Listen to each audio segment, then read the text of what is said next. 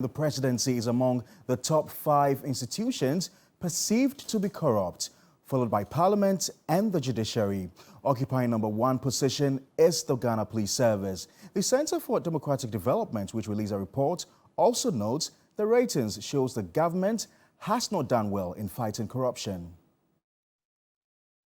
The report spans a period of 2019 and 2020 and looks at trust in institutions, corruption and political party financing. The report captured the top 5 corrupt institutions.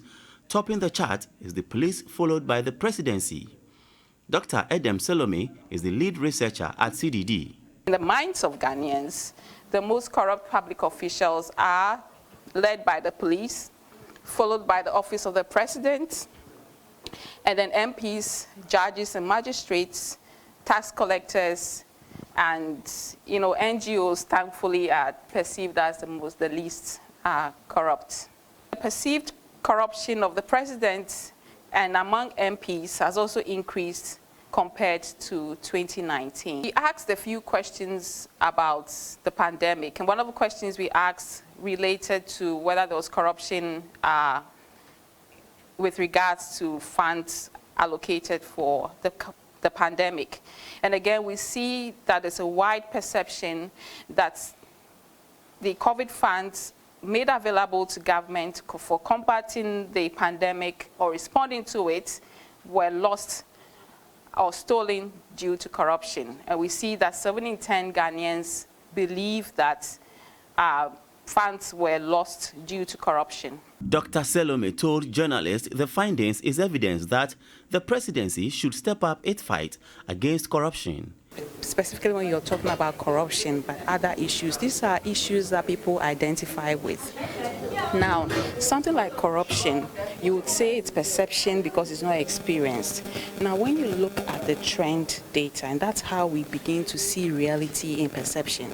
Now, when you start looking at the same questions over time, many of these questions we ask, we repeat them year on or every 2 years when we conduct the survey, and that is how we begin to see the fine line between reality and perception, and especially with corruption.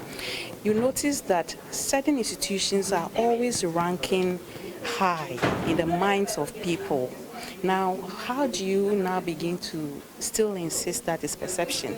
There's a reality in there that over 20 years, the same institutions rank as the most corrupt in the minds of citizens. Executive Director at the Ghana Integrity Initiative, JII, Linda Kwafo, said corruption in leading institutions, including the presidency, is a ticking time bomb. First few that I mentioned, they are considered as the pillars of our democracy. So yeah, the parliament has a very important role to play in passing the right legislation and approving budgets. The executive has the implementation function to play, and the judiciary has to settle matters or help arrest, help punish and sanction the corrupt. So then if these institutions that have key functions to play are being perceived to be very corrupt, then we have a very big problem. We have given powers to the Auditor General. So after we finish chopping the money, they come issuing reports.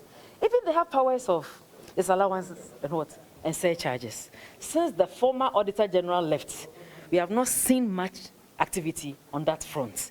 Ladies and gentlemen, we have a problem as a country. The corruption problem is real. We should stop deceiving ourselves. Ghanaians, the young, the old, are getting angry.